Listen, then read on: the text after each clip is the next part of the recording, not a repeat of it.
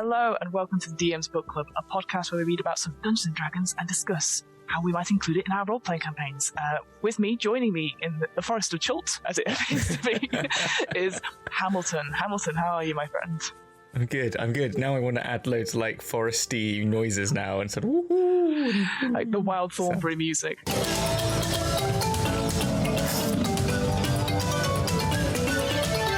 I've realised now, if I just shout out lots of references, they do appear in the video. So yeah, they do, yeah, exactly. Not making lots of work for our poor editor, but I just thought, That was funny! You have made a very powerless enemy. Good day and be well.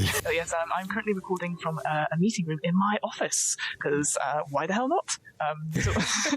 And I was... That's what meeting rooms are for, right? Creating your own podcast. Yeah, on my lunch break, why not? But also, it's really funny because I thought, I'll go and have a look around, see what there is. And what it turns out is that our building has very kindly modernised everything to include glass everywhere. And I was just like, I don't want to be... First of all, I don't want to be put on display whilst talking about D&D, even though I would do that normally. But also, the reverberation of the glass is just... For maybe it doesn't matter for a video, but for podcast listeners, I feel you. So I've done this pre-advance, even though it means absolutely nothing. Well, it's very thoughtful of you. Thank you. 100%. And how are you, Hamilton? What have you been up to? Australia last night was just dire. You saw it in my chat in the Discord, and I was just, no, I'm not. I'm just like, I want to get out of this fucking house. It never lets you leave. It doesn't. I was literally like, it's like everyone was like going like, I've been literally the person. We've been in we had 6 sessions without a long rest, okay, and I'm fine about it. But I was down 3 times in a space of about 10 rounds. So we had a bit of combat, I was down, I got raised, and then we did a little bit of role play, then there was a combat, then I was down, and then we had to get through some fucking doors with spikes that then I was like, I have a dex of 0. I finally got chainmail though. Perfect. Bloody hell, I'm sorry. I was a paladin with... I've got the worst rolls. Everything's like 10 or 11. There's no negatives, but they're all 10 or 11. I've got one that's 13, so that's my strength. So my charisma, spell save is 11, and I had an AC of 10, and I had no hit points, and it was literally just like, can we just fucking leave this building now? No, let's go play with the orb. Let's see what happens there. That's a great idea. Fucking idiots. That's so funny. I was just like, I'm standing outside the room, and you could go in and play with your orbs, and then I had to come in and save everyone, but then I didn't because I nearly died. Anyway, Curse Strahd. The hijinks galore. Oh, no, it is fun. I mean, I'm having a lot of fun, but it's just... You're just like, let us leave. The house goes, no. I always think of it as the house from Poltergeist. That's just like, it'll rattle and then just disappear as you leave. Yeah, I've listened to the walls, and then my DM says, I'm going to message you something. I was like, oh no. You hear a heartbeat. I was like, oh. Big spoilers for Curse Strahd, by the way. Always when we talk about this. Right. Well, Hamilton, we have an exciting topic to talk about today. We've hinted at for many weeks, but finally we are here. We're going to talk about villains. Yes. And how to maybe create your own villain, or how to think about villains in another way. Because I don't know about you, Hamilton. As I've said off recording, there's a lot of villains that have come out recently, which is very fun, really enjoyable. Yes. But they're all like world-ending. It's the end of the world. It's a demon. It's a demon. that's all it is now. Yeah. It's like, is it a ghost? No, it's a demon. Oh, okay. Or a vampire. And it was interesting. So I did a quick thing. We obviously Dragon's Duel, or Roleplay Factory, as it is now known, has its own very own Discord, and you can come join us there, where we chat about meal deals. What we do in the shadows. Yes. The sadness of meal deal pasta salads. Yeah. We've got an architectural review channel now. To review architecture. I review buildings for you want. I'm brutal, but it's what the people want. It is. They ask for it. I give them what they want. In our channel, I talked about what do you consider as a villain, and where do you get your inspirations from in the lead up to this episode. And compared to where all the books are sort of saying, it's going to be a high-powered deity, it's going to be CR20, they have all these powers, they're spellcasters, they also change into monsters and polymorph, etc. a lot of the suggestions we got, which were great, by the way, and thank you so much to everyone who joined in on that, were a lot of real life suggestions. Obviously, there's people talking about, Cowboy Bebop. I think it's time we blow this scene. Get everybody in the stuff together. Okay, 3, 2, 1, let's jam. Anime stuff, which I think is absolutely amazing, but people going politicians. Like, I know I put in Priti Patel and and Boris Johnson, lots of Republican, obviously presidents or past presidents and politicians and stuff. And you're like, yes, because that's for us is what we see in real life as true villainy and stuff. Like, I mean, we make jokes all the time about current UK government being evil because that's what we see. That's what's impacting on our lives. So I thought we'd talk about villains that we can take from real life and from TV and stuff like that, which are, at the end of the day, they're just men and women, or they're just folks who could just be you. And that's what I love about role-playing games. I love having villains that you could easily become one. So yeah. So what about you, Hamilton? When you think of villains, who do you think of? What if you were going to put villains in your game? Where would you start? Where would I start? I mean, it depends on the game. I think a good, if you're going PG-13, I think Disney's a really great starting point, Absolutely. Isn't it? Like, there's so many. They've got some great ones. They've all got their own sort, some of them have got more in depth to them than others. Some are very flat, but there's Cruella de Vil's quite a classic, sort of like just flamboyant, and just the interactions.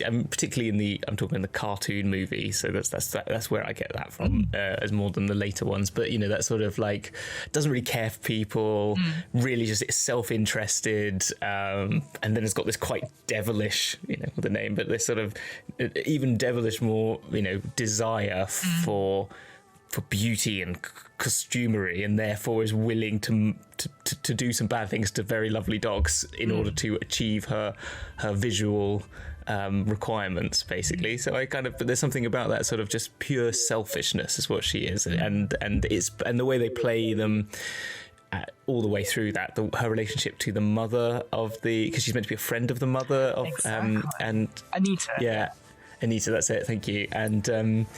And so, and the way she just disregards her whenever she's there, and is all it's just really well put together. So I think those ones come to mind. And I think that's a really interesting one, again, because I was just going to point out that connection, you already have it with, if you were taking your adventurers, if you were sort of extrapolating it, obviously, you're maybe not playing dogs as adventurers, although I'm sure we'll talk about Pugmire at some point. Yes. But the fact that you're sort of the main characters of Pongo and Purdy, and then you've got the two humans who have this connection to the big bad of that film, and there's sort of, it's an everyday connection, and like you said, there's that sort of disrespect to that sort of that connection, which dogs don't really know about, but it's already there right from the beginning. And I love that idea of, like, you have the big bad from session one, they are a friend, and then they turn against you, or they've just always been there, and it's that sort of slow realization place. I think that just makes such a bigger impact on stuff. Like, for me, Disney's a really good place to start, because I think it's first of all cartoonish in a sense, but also there's that want and need that is so clearly signposted. It's very emotional. So, like, for me, I was thinking about, like, Ursula, the sea witch in Little Mermaid. Like, there is a lot of fan lore on Ursula, as I discovered. Oh, really? Okay, yeah. But like, again, through all this sort of stuff, like, what she wants is to get one over on King Trident, and she does that by torturing Ariel, essentially, like taking her voice and all that sort of thing, and then taking away her dream of marrying Prince Eric by impersonating her with her voice. And it's all very devious, and I like that, because it's just very simplistic. It's like, she's clearly evil, but it's one of those things where the adventurer or the protagonist doesn't know it per se. But if we go back to our episode we did about the hags, the reason they're so successful is that people still come back to do bargains with them, even though they know the bargains is not in their favor. They're, this time I'll win out, and it never will. And so I quite like that as a concept, that sort of like, you already know them, you maybe know that they are not a good person, and yet you have to live with them in some way, or just have part of your everyday life or your sphere. Like, even if it's a small indirect link. I always think that's a really good one. The thing to pick up on that is that some of the things that they do are very humanly evil, and you're saying like the emotional basis, like impersonating you is a horrific thing that you can really understand, as anyone can sort of get engaged with. Like someone pretending to be you is something that you could all have this idea of, and I think that's what's great about them. And they give you those ideas which are they're not too aggressive and imposition, but they're something that are very personal that you can attach to.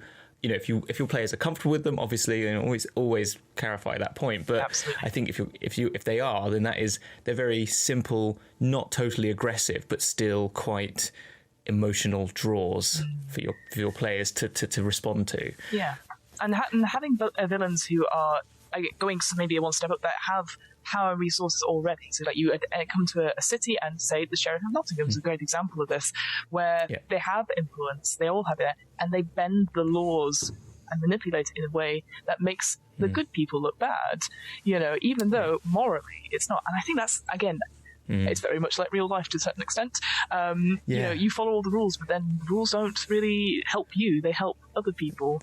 And that again is very similar. It's so like brings something really out inside you, doesn't it? That sort of like, but I'm doing the right thing, and it's just like, and it's just it's so bad. Yeah, I can tell you, like I recently went to the council to do some admin work, and let me tell you, I paid them money. I've got no receipt, no nothing, and it took forever to get done. And it's just one of those things where you're thinking, like, I've done everything you asked for, and yet you still don't believe me, you still don't do stuff. And, you know, the person, it was interesting because that person I was talking to, obviously it's just a small cog in a big wheel, but because it's so unwieldy, the system, you can easily, as excuse me, you can easily, as somebody who is a bit more with it, perhaps, or you can just use the laws or use the structures of powers that are there and bend it to you. Well, a bit like the other example I can think of for that is now I'm going to get his name wrong, and that shows me bad as a Lord of the Rings fan. Is it Grimworm or Grimtongue?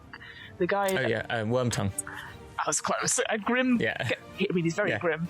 Wormtongue and King. Oh God. The King of Rohan. Let's just say the King of Rohan. King of Rohan, and you can see, because that evil influence, that corruption, like this person isn't a deity. He's just an evil psychic that's just whispering bad things into it, and it just completely transforms the King of Rohan. So So that's very true. You did. I think the thing that you made me think of there as well, and this is funny. Before we go on, is I actually played a villain on stream the other day, and I didn't even think to. Yes. What? How random is this? Very random. Yeah. So I was on, and it made me just, when I was talking about earlier, I was on a Wheel of Time show that Play Nerd Allies were doing. They wanted me to come on just as a guest character for whenever this villain was going to be revealed. And it was a very interesting experience. But the villain themselves was, it was called The Rise of Blackadder. It was all leading up to the new Wheel of Time show, so it was like a prequel to that. Anyway, so then they'd been working in this city where things were going a bit funny and something was happening, and there was a male sorcerer somewhere, which is in Wheel of Time, male sorcerers are go crazy and kill everyone, basically. And so they were there, and then they befriended a young orphan boy, adult, teenager, who was helping out the orphanage, and there was things going wrong in the orphanage, but they befriended this one. Turns out, I'm this guy, I'm really actually a bad person in disguise. It got, I didn't, it was they gave me quite a dark backstory, it was pretty bad. Let's just say Anakin Skywalker sort of levels are bad. Yeah, and it was quite, so I normally don't play very, I play very happy-go-lucky games, so I'm not a really evil person like in my D&Ding, but it was quite fun to have to just embody and act this very villainous character. I was the only British person on the show. I'm not surprised. Do you know what I mean? Classic Americans hiring a Brit for a baddie. They're like, we can't get Alan Rickman anymore. We'll get Hamilton. Can't get Alan Rickman, you get Hamilton, exactly. So, but it was quite, and we were playing a narrative combat instead of actual full-on D&D combat. So I had no sheet, because he said, you are OP. Basically, I'm like being given the gifts of the Dark One. I can do what I like. And also, they just wanted to make this it was an epic battle. There was loads of things, but anyway, I had to be narrative. And so he said to me, "Look, I want you to kill all my players." Wow. And so and you've got to do it in the most evil, villainous way. And I was like, "Oh my gosh, how do I get into this mindset?"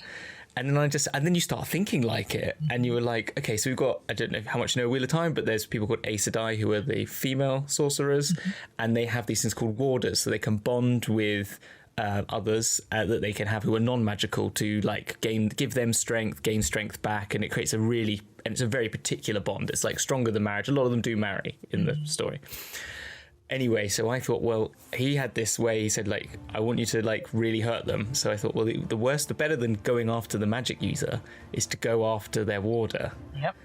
And the people playing the warder and the magic user are married in real life. And literally, I've never felt so, like they love, afterwards, I must admit, they came back and said, like, it was fine. You know, like, we were signed up for it. We knew it was happening. But I basically mind warped everyone, told them that the warder is a Trolloc, like, which is an evil, like, horned beast. And so everyone turned on him and started attacking him, and he's going down with arrows, and it's like he's running away. And then she's like, actually, like, you know, it was like really horrific. And actually, it was emotional for me, for everyone involved. It was like, I've never been so emotionally involved in a character, but the gameplay and the experience was just, after that, he survived, fortunately. But the Aes Sedai said, like, the female sorcerer said, I'm gonna freaking kill you, like me, and literally burned up all her energy, and and which was a beautiful moment in just destroying me, you know. Absolutely. And it was just, and the minute I turned up, I was like giving them like one-liners and quips, and they were just hating me, but that just turned them until they were like, you're dead. And it made such a great experience, but I've never felt so awkward in my life. but it was part of it. And what I'm trying to say is that I was reticent about doing it, and in the moment it was quite difficult to do because it's not something I'm not usually doing in my games. But it was like the DM and everyone was aware was going to happen, like bad things were going to happen. And then so obviously, you know, going through those steps, getting yourself in a comfortable position, and then allowing yourself to be there can create some incredible moments. And literally, the DM was amazing. DM Kyle, he made this monologue at the end that was like shivers all over the place. Like, it was incredible. Seriously, really good. Watch it if you have time. But anyway, it was just trying to make a point on how to do villains and to sort of engage with it. Really go for it. That's because awesome. It can be great. I love that.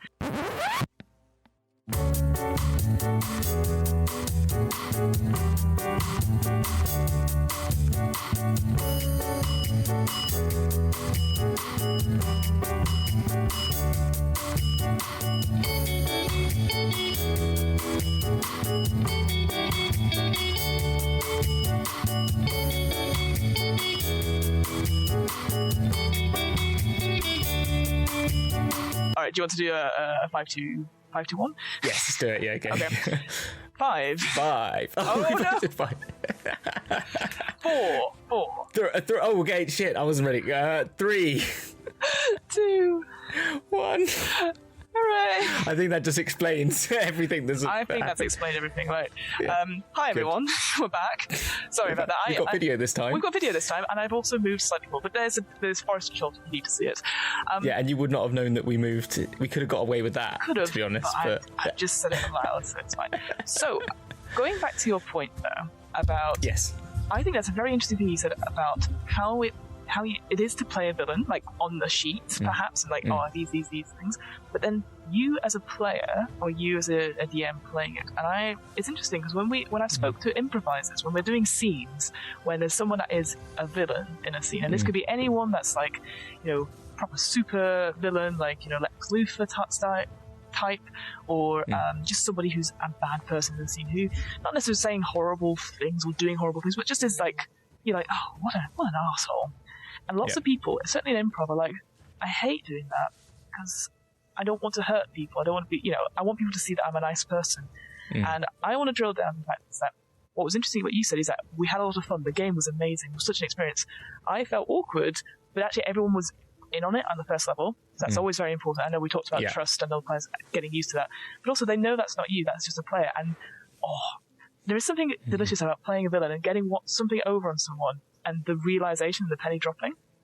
But that's not you, the person, doing that. Like, you're not deliberately taking puppies away from their owner to make a coat out of them, you know. And I think it's I love playing a villain. I love you know, getting one up on people, because for the story element and that collaborative thing is so different. And it's a bit like when you play like games like Werewolf or Resistance, and you're just playing, and you're doing that whole sort of lying thing. I know some people don't like those games, and that's completely fine. But there's something great about being a saboteur. I love Werewolf. Exactly, because you're like, and then you do something. The whole energy in that game is just incredible. That's the thing. So that's the thing about using that energy, taking that nervous energy, and putting it into a confidence, cool thing, which is what we're sort of going to go on to now, is thinking about how do you roleplay villains and how do you get across it? Because sometimes you'll have a really cool villain in mind, but you're like, how can I do them justice? So I've got some examples of villains, Hamilton.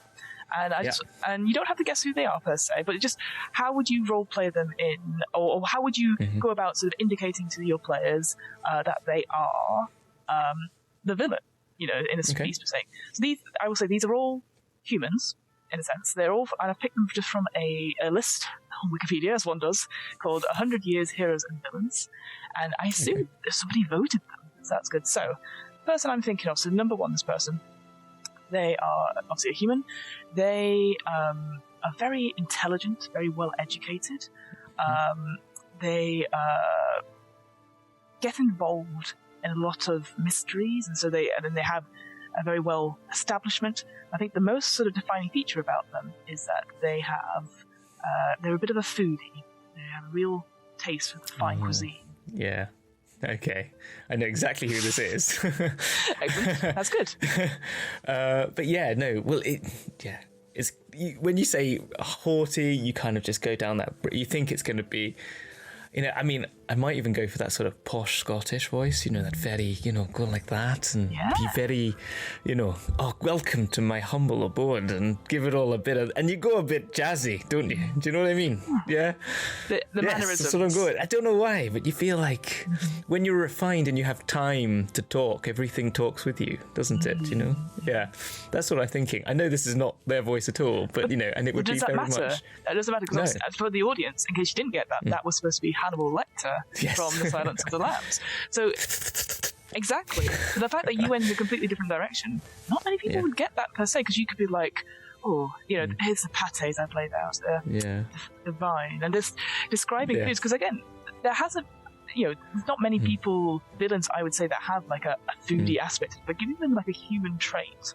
And really sort of grounds makes it. And it reminds me a bit of like your sort of phobia of the sort of foodie language that we had in another show. I've forgotten where it was, but in the Feywild one with all the sort of smells and foods, is that you can be very visceral with very like mundane things. Just like you could just be very descriptive about. He gets getting the pate, but he thumbs his finger in it and just scoops it up and just goes like that, and then passes it to you, which is like a really like power play. Which is something. If people didn't do people would not do that. But if they did it in real life, how would you react? Exactly. You can really put your characters on edge of just like absolutely, you can imagine. Or just comes over and takes food from your plate. Well, that's what I was thinking. Like you invite them to a big dinner or a big ball, and you just you're randomly assigned place settings. It could there's always a ball at some point, or a big conference, and your players are there, and you sat with this person who's like, let me try, and just goes around and just licks like whatever it's like. You can really sense the plum sauces, and you're just like, who the fuck is this guy? Yes, exactly. Because they're just weird, not deliberately evil. Because obviously there's no mention of cannibalism yet. No, but not yet. Just taking those hints. Exactly, and it doesn't even have to be. It just could be just something other that he does with the food. She does with the food, sort of thing. Like, I really think I had a character once that I had in a one shot I did, my first sort of one shot I did, which was like an evil person had a palace and he was doing a party and everyone went to it, and he did things with the drinks where he would like give people different drinks and it would affect your brain in different ways, but all party fun. It seemingly was. Do you know what I mean? At first it was all like, I drink this and you can only speak in rhyme. Some of the stuff I do in Dragon's Duel is probably where it came from, but like, and also one person turned into a bard. Nice. Because they drunk it, but it was just because it was making all into a party and having fun. But then it turns out he's an alchemist and there's all dodgy stuff going on. But it was just, but it's like that hinting of, this is all happy, right? Because again, it's on to the players to work out, is there something not right, or is it just you being over paranoid and stuff? And I think that, again, that's the delicious part of it. So here's another example I got, and this is actually from the Wikipedia page itself, that they've described this person as a cold, heartless tyrant that has sort of they put the stereotype of somebody who is like a battle axe. They are sort of a popular metaphor, for corrupting influence of institutional power and authority in bureaucracies. So, with that in mind, those sort of ideas in mind, how would you where would you place this person per se? What would you do? See, what you're making me think of is school dinner lady. Do you know the classic idea, the stereotype of the big bulking arms, brutish sort of figure, big hairnet tied really tight around the head, sort of just like, here's your dinner sort of stuff, given that, that's kind of, and it's sort of that bureaucracy, but less like stupid school bureaucracy of like, you can only have one of these sort of things. Like, please sir, can I have some more sort of idea? That's kind of where it's taking me to. You know what? That is so. It's you're on the right track. I was taking this from Nurse Ratchet from One Flew Over the Cuckoo's Nest, who is basically she's the head nurse who's like controls everything, and she's very more demure, perhaps, but uses that thing. So I love that idea that you've taken that but gone completely in the opposite way. Like it is more obvious the sort of brutish nature of it. But that's the thing. That just a description like that really makes it different, doesn't it? I didn't know who that was either. I had no idea who you were talking of. But now you say it, then it's kind of similar to Miss Trunchbull. Yep. Weirdly, I thought you were using which kind of interesting as well. And again, I don't know. It just that there's an asexuality to the terminology, and I even thought it was quite a masculine person you were talking about. But my mind went to a feminine sort of character. I don't know. Weird. I think maybe the psyche. I don't know. Well, no, but isn't that interesting as well? Because, like, again, I think a lot of the times, and it happens with me all the time, is that I refer to monsters or big bads as he, and I've been trying to get away. I mean, I know. Well, shout out to Derek from How Not to DM. He talked to somebody whose name I completely forgot, but has made She is the Ancient, which is about gender flipping quite a number of the Curse of Strahd characters. I know we always talk about the Curse of Strahd, but I think it's such a good example. It's pretty good.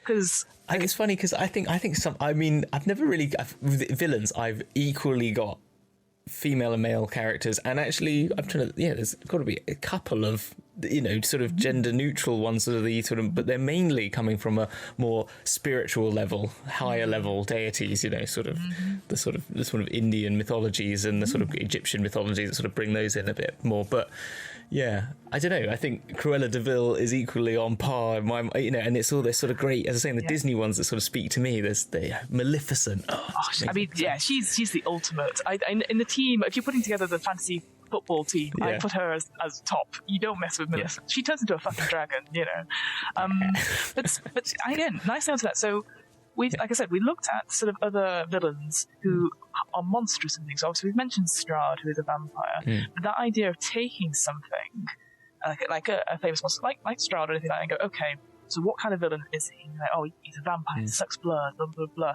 But actually, okay, take the vampire aspect away. What do you have? And again, I'm not spoiling it for anyone per se, but when you read his sort of his ideals, or like he wants something, and he will do anything he wants to destroy it. He is very manipulative. If you think back to the actual vampire stories, obviously they're very sexual. They have lots of partners, all that sort of thing. So instantly you're building up this image of somebody who's very affluent, very very in control, very smart, that sort of thing, and also just happens to be a vampire. And I think that's the key thing. It's like if you find a monster that you want to be the villain, have a look at some of the films, but then just go, okay, just pretend they're not a monster. It's like, pretend they are the Michael Caine in the movie of Christmas Carol with Muppets, Like just try it out. So like, for example, I've got a monster here that I've picked that I would use as my villain. And here's my sort of description I put down. So, again, they're sort of a go-getter in a sense. They want to get ahead in life. They don't have much with them, but they are very influenced, and they can take on anyone, and they will do anything to get what they want. But they can be controlled if you know how to. So when you think of that, when that's a description, I'm almost describing maybe a sidekick per se, but I'm not. But like, what would you? How would you put that into that little description of somebody who wants to get ahead, is very cold-hearted, sort of wants something, but can be controlled to a certain extent if you know the right way?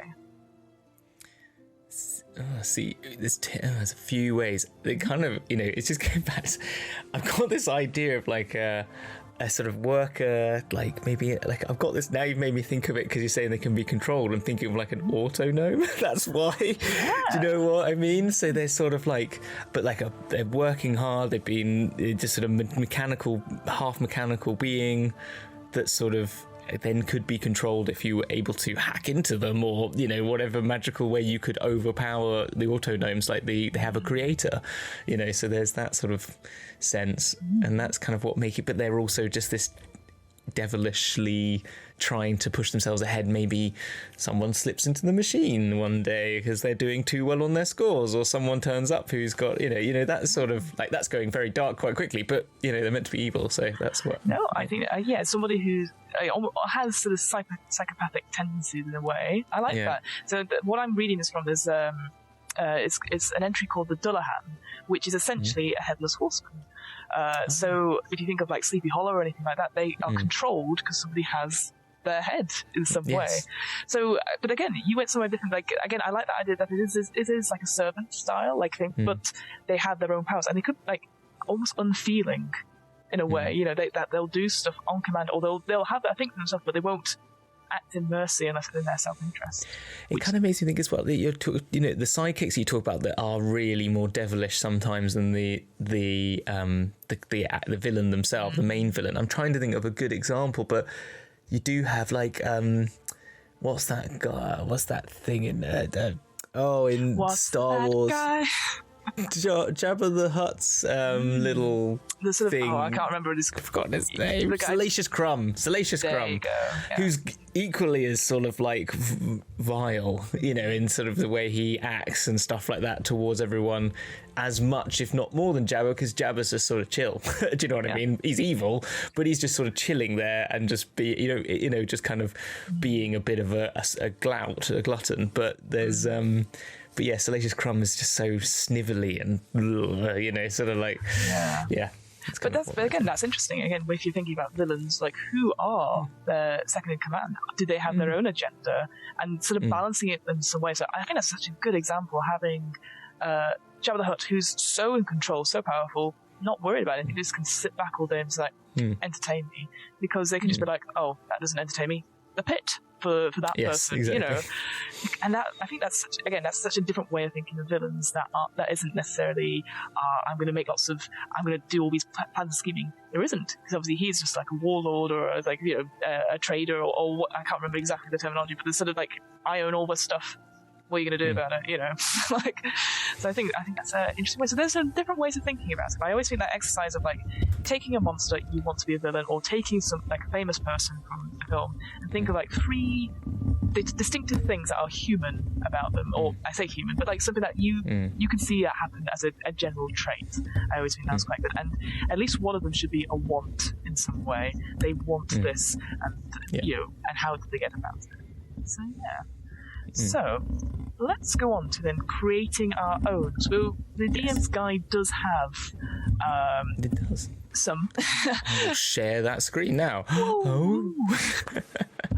So in the DM's guide, it's sort of what I'm going to take this from, Hamilton, is this designing NPCs. Designing NPCs section. Which talks about like making NPCs in general. So it sort of goes through like quick NPCs, detailed NPCs, and then adding on to villainous in a way. So I thought we'd just go through the whole lot essentially. And if you've got dice there, unfortunately I don't have any at work. Dice. So looking at the detailed NPCs section, it talks about occupation and history, appearance, abilities, talent, mannerisms, interaction with others, useful knowledge, ideal, bond, and the full secret. So those are a good way of just building up someone who is just like you or me, but then we can add some bit of the stuff in the end. So the first thing, I want you, again, this doesn't involve dice, but the first thing, so occupation and history. So in one sentence, can you think of someone, either a celebrity, somebody in life? You don't have to name them. I think that would be important. You can just think of somebody that you probably not someone you know, but maybe someone in the public eye, that you could describe who they are and a little bit of a history behind them, like a sentence or two. Oh my gosh! You want me to do it? Why do you want to do it? Do you want to do this stuff? Okay, I'll do this one, but you have to roll the dice because I don't have any dice.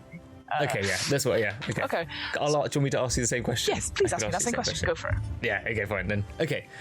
So, Fiona, hello. Why don't you think of someone in the public eye that you don't necessarily know, who's not your boss, who has an occupation, and that you can give a little history about that we could use as a sort of character basis for this NPC villain? Okay. So I'm going to go for, I know we've talked about before about people using politicians and stuff, so I'm not going to use a politician for that. Yeah. I am going to use, I'm going to say a journalist. They are not necessarily, they're attached to one publication, but it's independent to all the other publications that are usually in the UK. It's a satirical one, and they sort of make a lot of, when they write stuff, it's about everyone. No one is off limits, and they're very keen to give stuff to sort of be like, see what these people are doing. It's not right, and it is a matter if they're right wing, left wing, neutral.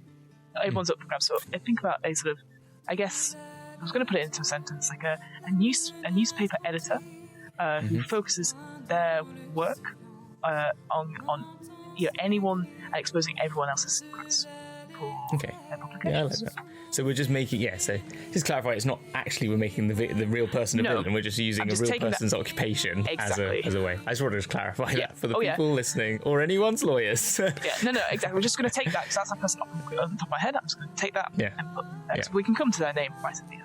So that's all good. Yeah. And I'll say as well that just looking, because it says like have they served in the army, been imprisoned, or adventured years ago. This person's never adventured. All they've ever done is write about other people. Write about other people. Yeah, everyone's a critic. Okay. Exactly. Appearance then. Appearance. So yes. So this is. Yeah. In one sense, describe the NPC's most distinctive physical features, or you can roll on the timetable now. I would suggest you roll. So it's a D20. Okay. D20 then. Okay. Right. Here we go. 13. 13 is bald. Yeah. Sorry. Well, no, we're not making this person from that description. I don't know who this person is you're describing but either. They are cycled. So I like that as well. And looking at the other, so this person, their distinctive thing is that they don't have any hair at all. They are completely smooth. And should we go with like ridiculously shaven, or just got the friar tuck, or have they got they got a long Bill Bailey style? I don't like rat tails. Or a rat tail even? Oh no. So yes, let's have a rat tail. Okay, a rat tail. So we've got like a rat tail with piddly rat tail, tiny. With little rat tail coming down the back. Okay, cool. Right. Definitely. Should we roll another one? Should we get another one? I think we'll get another one, because there's up to 20 ones. There's some great ones here. The ones I like are ones that are exceptionally beautiful or exceptionally ugly. So let's go with that. Let's go for it.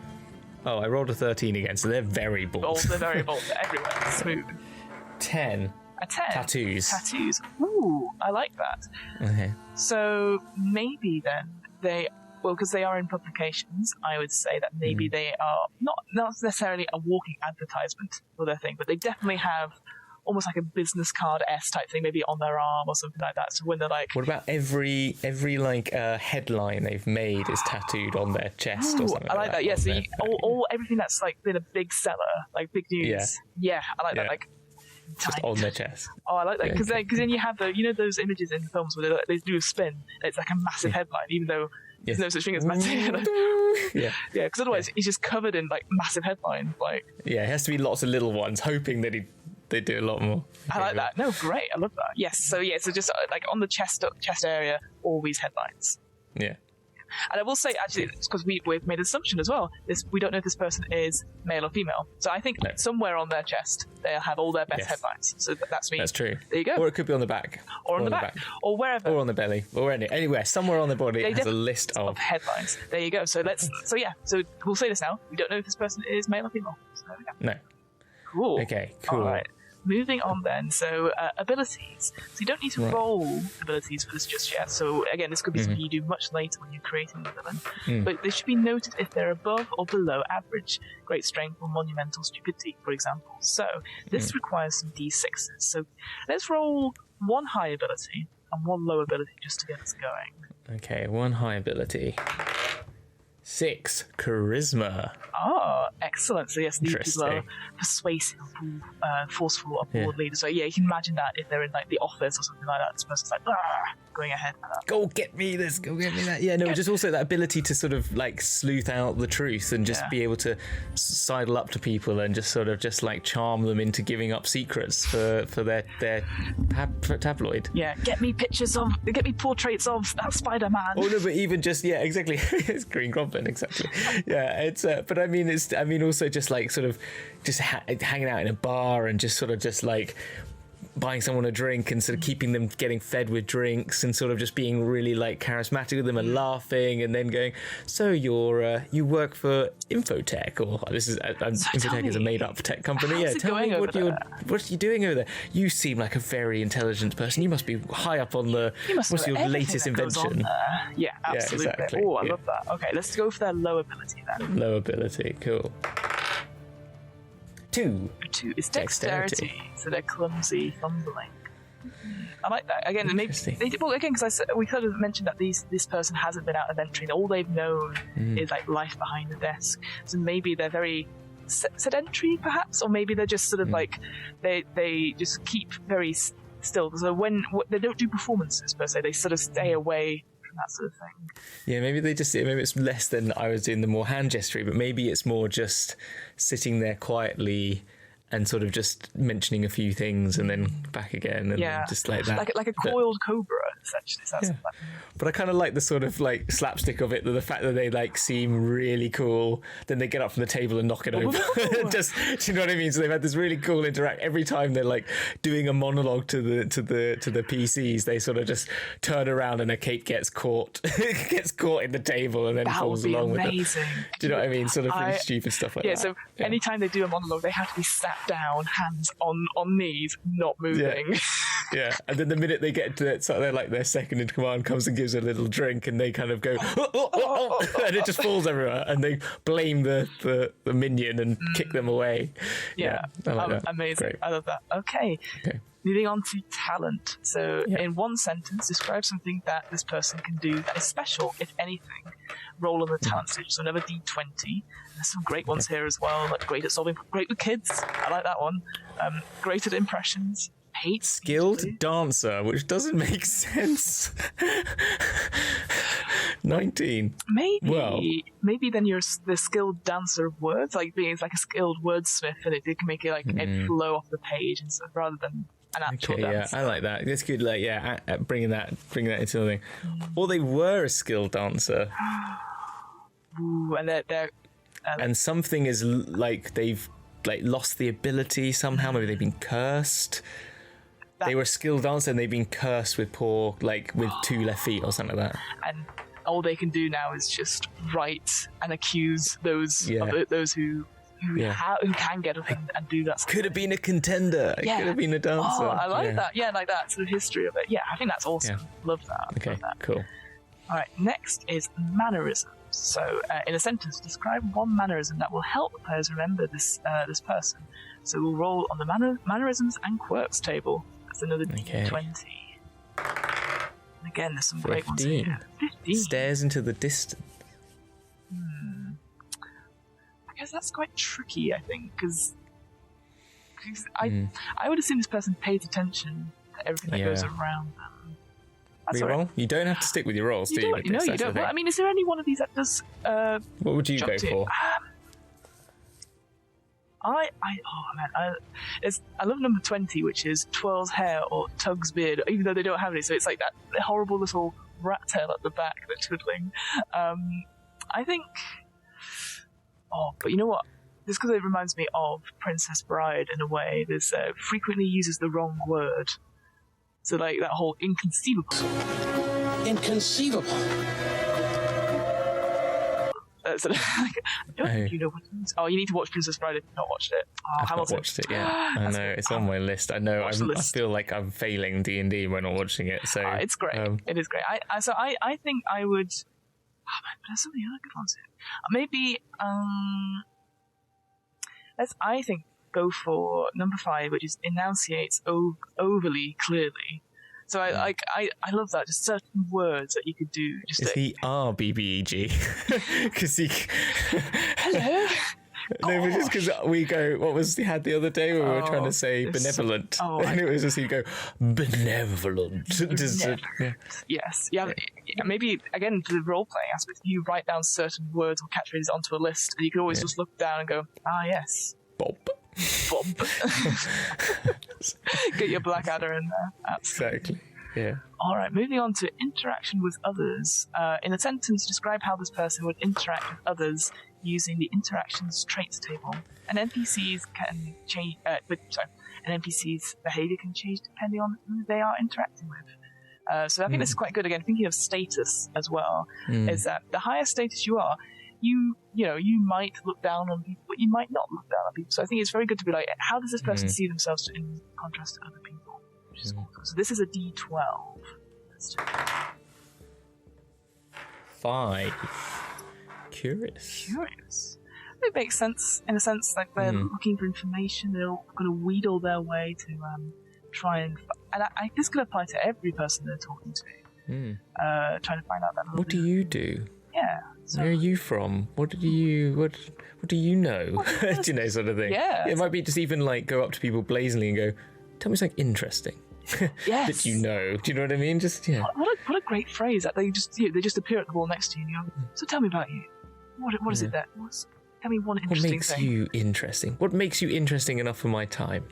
Or you could now just print out like a list of job questions, interview questions. Like, so why do you want to work for my company? Like that's Yeah, exactly.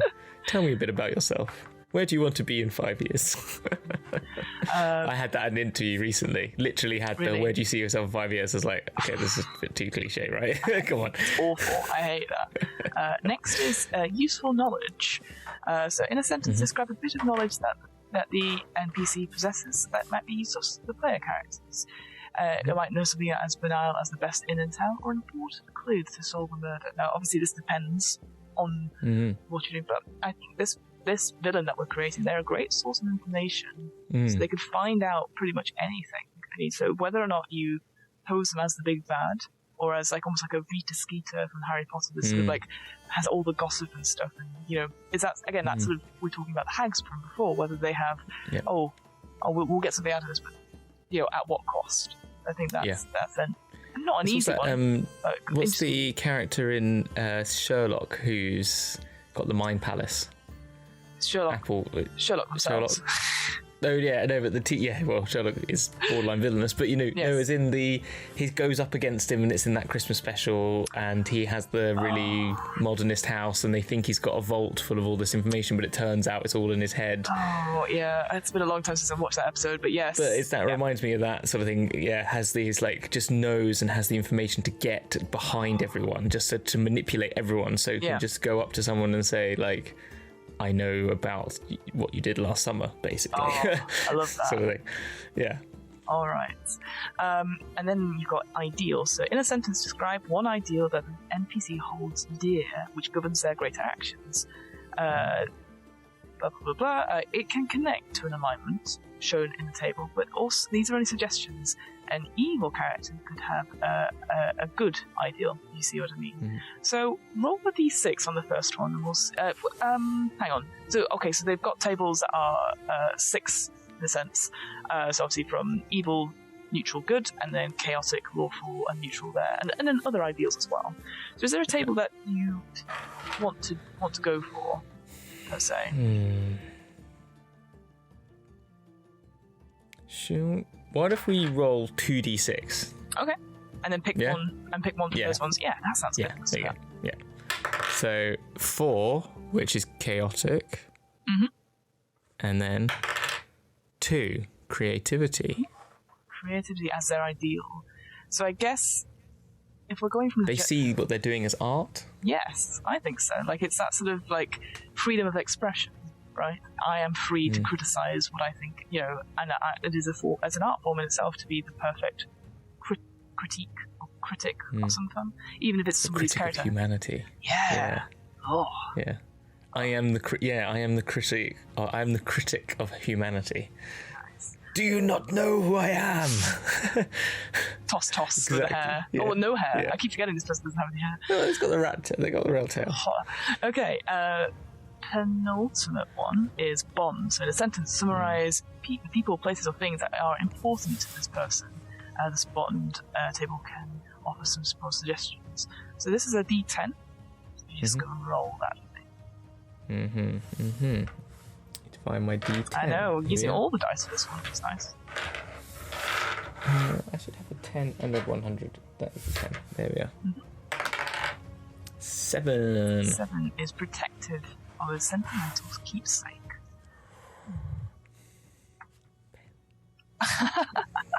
A fountain pen of some sort, or a quill. Yeah.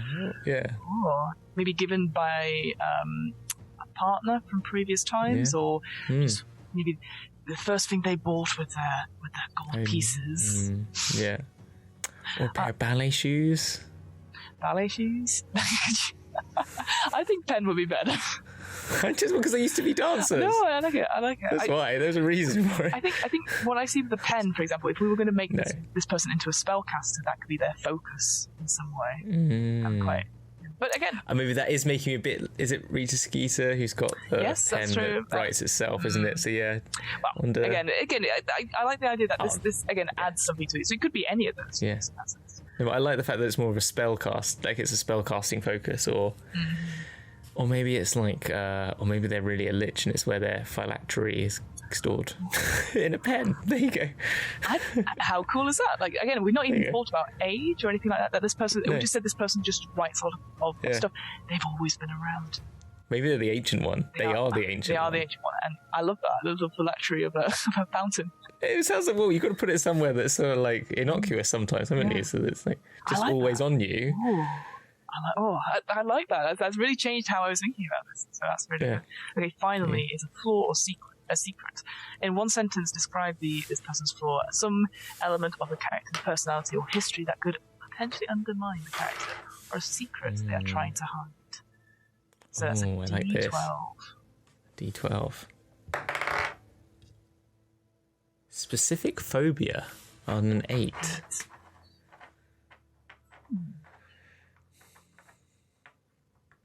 That could be quite tricky, I guess, because of course, as soon as the players find out what that is, they're like, yes, spiders.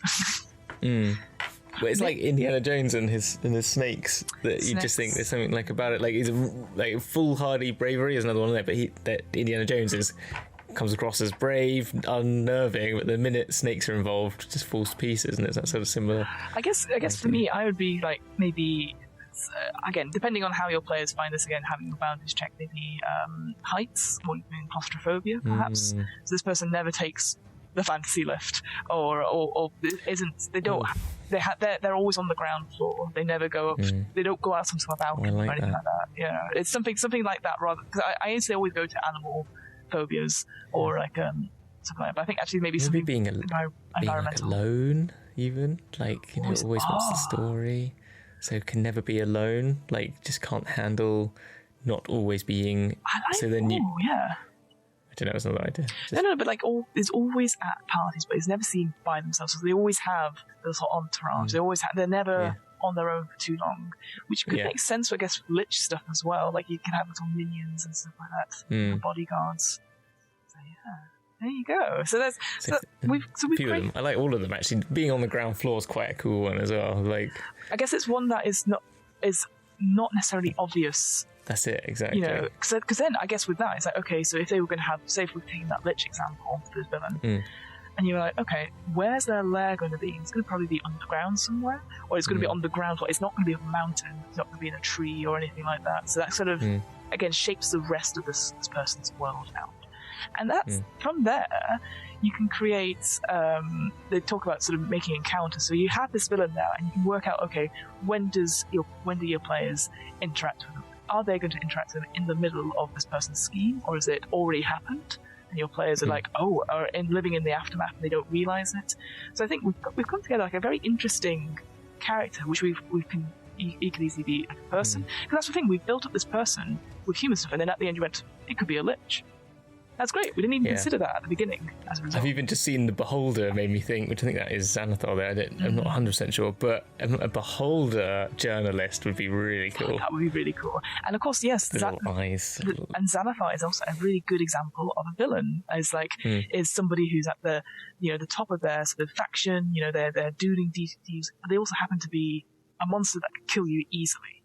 And I think, and it's a very obviously iconic the way Xanathar looks as well. So so you could take any of these creatures, but I always think you need to start with the human and build up. So having something like this little guide, or having a celebrity in mind, or having something, and you're like, this person encapsulates this emotion or this thing, and then work from there, and then go, and then they're this. I think that's always more interesting as a result. Yeah, 100%. Brilliant. Cool. Well, There is a section here under villains that are separate as well. Did you want to do those ones additional? you're gonna have to remind me which page or which bit it's in. Sorry. It's just a bit further on down. It has by the actions. It's just to keep your extras. Oh and then it yes, goes that's villains. right. Sorry. Yes, it's on a different page. It just gives them. You can do this off camera, but it says the scheme, the methods, and Yes. secret weakness. Yes. Do you want to So do yeah, we'll do it very quickly because I'm just aware of time. Yeah. So that's sort of, obviously you use that sort of method to make the detailed NPCs as well as villains. But I think once you've done that, you then have this villain section and just sort of see through. So here it's like the villain scheme essentially. So here it sort of fleshes out their evil schemes, methods, and weaknesses. Which again, if you're struggling to think, if you don't have something already, then you can always put them out. So at first we've got objectives, and scheme. So if you roll a d8 and then see what you get first. Roll a d8. Yeah, and then we'll roll the other one. Yeah, it's very detailed. 8. Where did I put my d8? I can't see. Here it is. Right. 4. 4. So 4 is mayhem. Mayhem. Yeah, that works so well. I like it. That works so well. All right, roll a d6 on top of that. So we're going into the mayhem table here. I like this because they're sort of like they're putting out secrets, trying to create chaos. We had a chaotic thing of creativity. They want to just create this mayhem. I love it. 2. Enact the vengeful will of a god or patron. Now, I quite like that idea that this person isn't. Maybe they are a lich, but maybe they're not. Maybe it is a lich above them. Or if they're a warlock, maybe it's like you were talking about the great old one or something like that. And through them, they're having. So instantly you could be like, okay, this person is a warlock. This person is a sorcerer of some sort. So that'd be quite good. Yeah. And maybe that whole thing about the dancing stuff, they, I don't know, broke their leg or broke their foot or something like that, and then, whilst they sort of like were recovering, this sort of sneaky little voice in their ear is like, you could do so much more. Let me show you and give you this power, and then build them up from there. I like that. Something to think I like about. that.